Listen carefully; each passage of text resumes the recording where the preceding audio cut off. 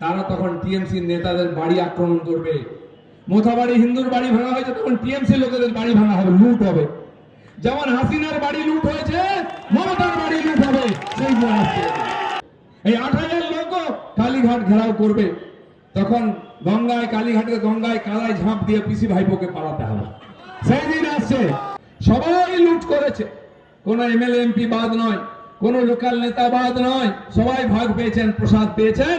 তো প্রসাদ যখন খেয়েছেন তাহলে খাড়ার ঘাও খেতে হবে, সেই বলি দেওয়ার দিন আসছে। রামনবমীও সম্প্রীতির উৎসব নয়, হিন্দুদের উৎসব।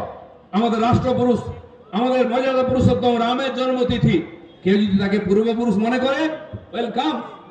জল খাওয়াতে হবে না, মিষ্টি খেতে হবে না, লাইনে লেগে যাও, জয় শ্রীরাম বলো, তাহলেই হবে। হিন্দুর বাড়ি লুট করে নিয়ে গিয়ে মিষ্টি কিনে নিয়ে এসে খাইয়ে সম্প্রীতি করতে দেবো না। আমার বাড়ি লুট করে আমাকে মিষ্টি খাওয়াচ্ছ, ওই চালাকির দিন চলে গেছে। কমপক্ষে মালদার হিন্দুরা যেন মনে রাখেন,